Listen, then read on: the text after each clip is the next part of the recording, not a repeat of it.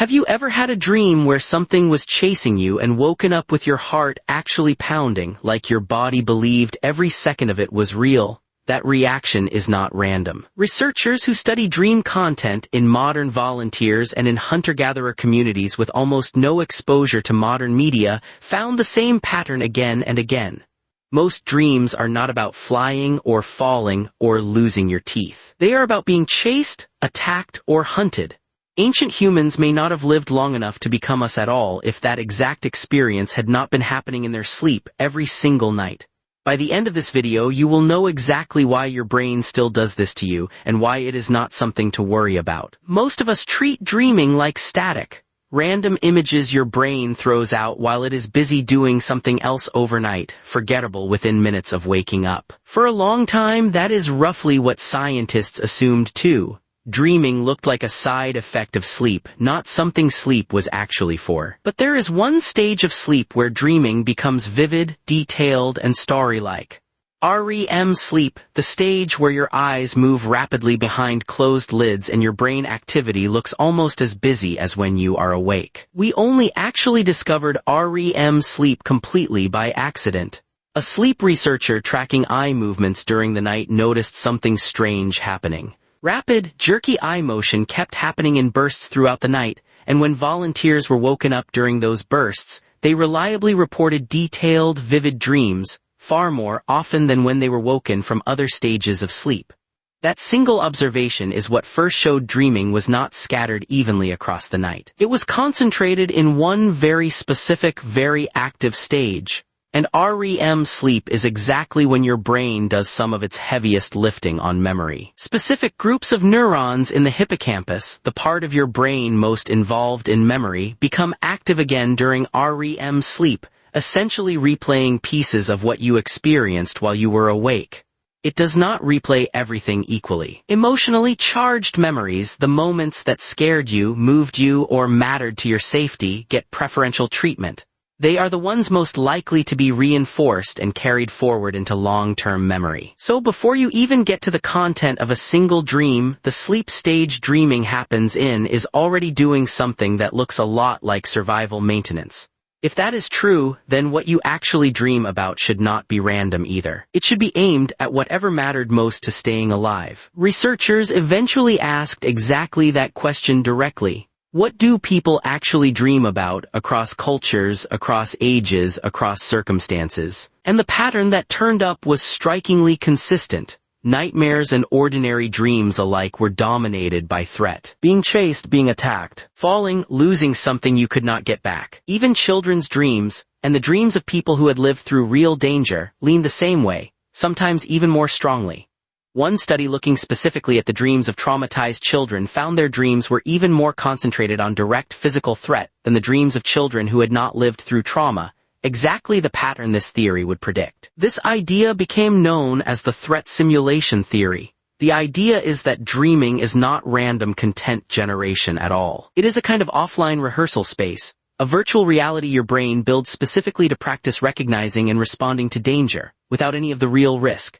Every time you dream about being chased and your body reacts, your heart rate spiking, your muscles tensing, you are getting a free rehearsal of exactly the reflexes that would keep you alive if that threat were real. Here is the part that matters for ancient humans specifically.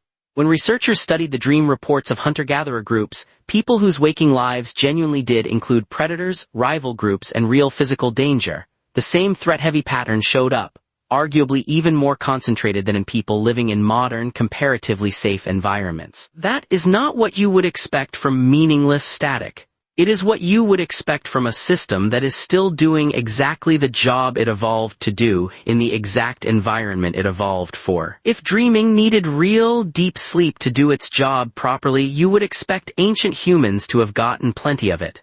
9 hours, maybe more, in a world with no artificial light to distract them. That is roughly the popular image. It turns out to be wrong. Sleep and light tracking devices were once strapped onto members of 3 hunter-gatherer and forager communities living about as close to a pre-industrial lifestyle as exists today.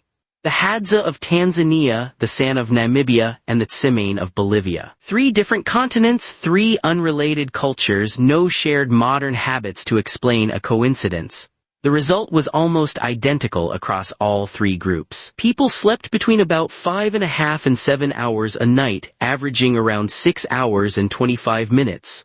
Not 9. Not even 8. They fell asleep a few hours after sunset, not right at dark, and woke up close to sunrise. Naps were rare. And insomnia, the thing an enormous number of people in modern industrial societies struggle with constantly, showed up in fewer than 3% of these groups, at most a couple of times a year. What predicted how well or how long they slept was not how many hours of darkness were available. It was temperature. People slept longest as the night cooled down and sleep quality dropped on unusually warm nights. Ancient humans were not chasing 8 hours. Their bodies were tracking the temperature drop that told them it was safe and comfortable to stay still for a while. There is a second piece of the puzzle that the popular image gets wrong too. The assumption that sleep is supposed to be one unbroken block. Old diaries, court records, medical texts, and literature going back to classical antiquity all point to something the modern world had almost completely forgotten. For most of human history, in a huge number of documented societies, normal sleep was not one block at all. It was 2. People would go to bed a few hours after dark, sleep for 2 or 3 hours in what was called a first sleep, then wake up naturally, often for an hour or so, before settling back down into a second sleep that carried them to dawn. That waking gap in the middle of the night was not treated as a problem to fix. It was just part of the night. People used it to talk, pray, think, tend a fire, or simply lie there in the dark. References to a first and second sleep show up in medieval literature, in ancient Roman writing, in court depositions describing what someone was doing at a specific hour of the night. It was ordinary enough that nobody felt the need to explain it.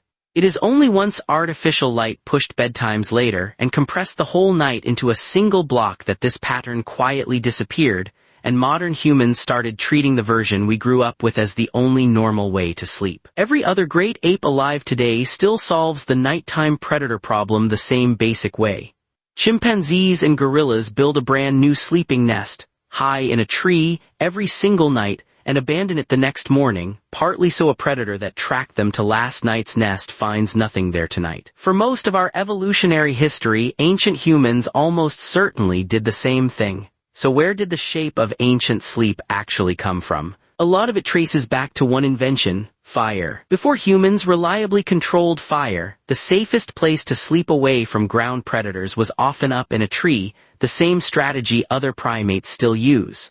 Once humans could keep a fire burning through the night, probably somewhere between 400,000 and 1 million years ago, that changed. A fire at the mouth of a shelter or in the middle of a camp kept most predators at a distance, which meant humans could sleep on the ground in groups more securely than before. But fire did not just make sleep safer. It also made humans stay up later. Firelight is bright enough to interfere with the body's production of melatonin, the hormone that signals it is time to wind down for the night. Instead of going still the moment the sun set, ancient humans gathered around the fire, talked, told stories, and stayed alert well into the dark, then slept for a shorter window than daylight alone would have allowed. In other words, fire handed ancient humans 2 contradictory gifts at once. It made the ground safe enough to sleep on again, and it quietly trained the human body to expect a longer stretch of wakefulness after dark than almost any other animal on Earth. Here is the detail that ties sleep, dreaming, and survival together most directly. Weeks of overnight recordings across an entire camp tracked exactly when Hadza hunter-gatherers were asleep or awake, night after night. If ancient humans were vulnerable while dreaming, you would expect evolution to have built in some kind of safeguard for the group as a whole, even while any one person was deeply asleep and unaware of their surroundings.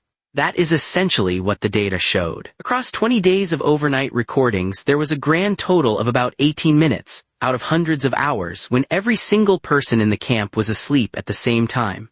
The rest of the time, on average about 8 people were awake at any given moment, without anyone assigning a watch schedule or taking a deliberate shift. It happened automatically because different people are naturally wired to feel sleepy and alert at different points in the night.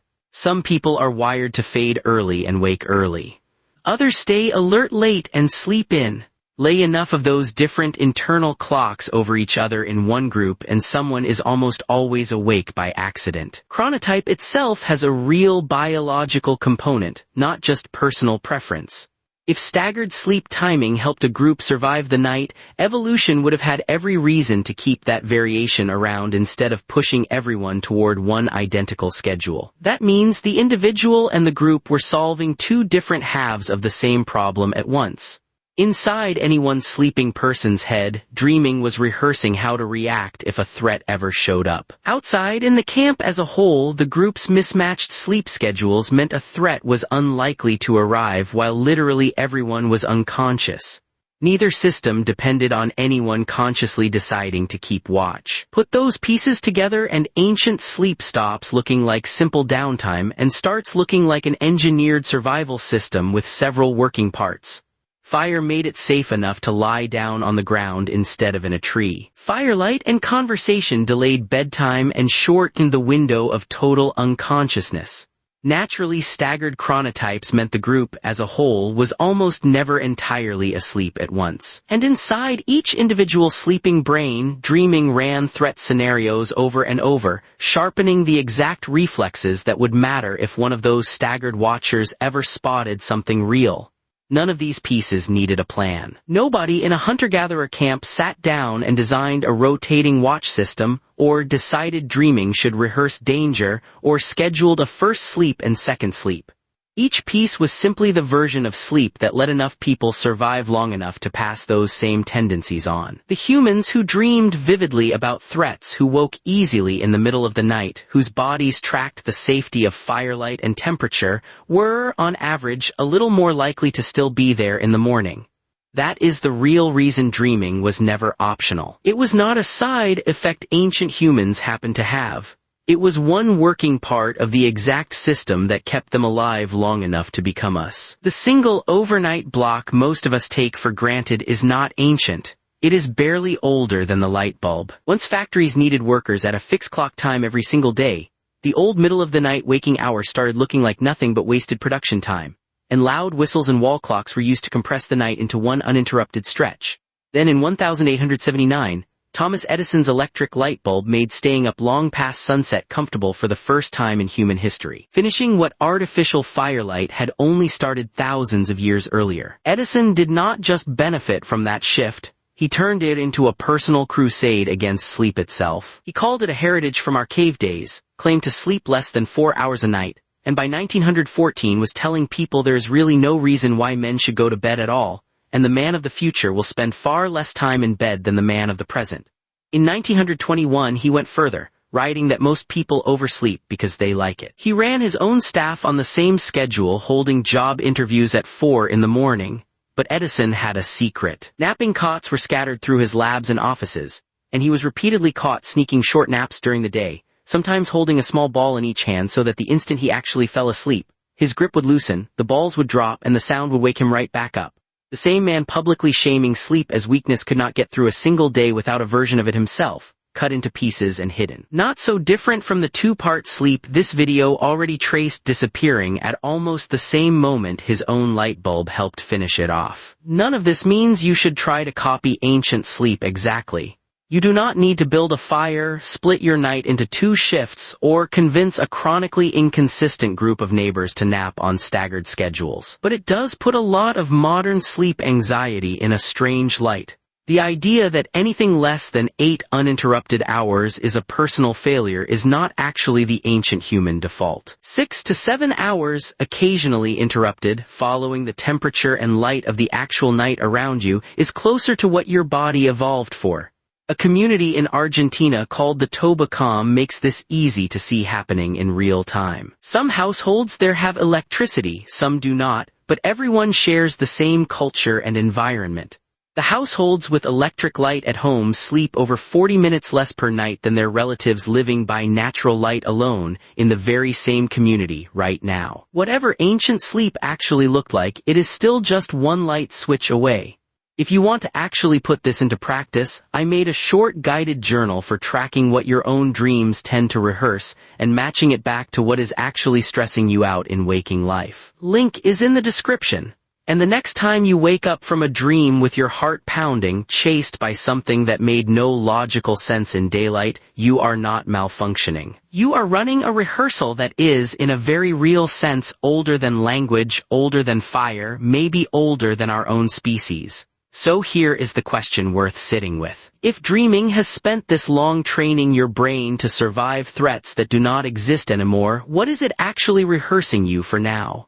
Subscribe for more questions about ancient humans actually answered. What should we figure out next? Leave it in the comments.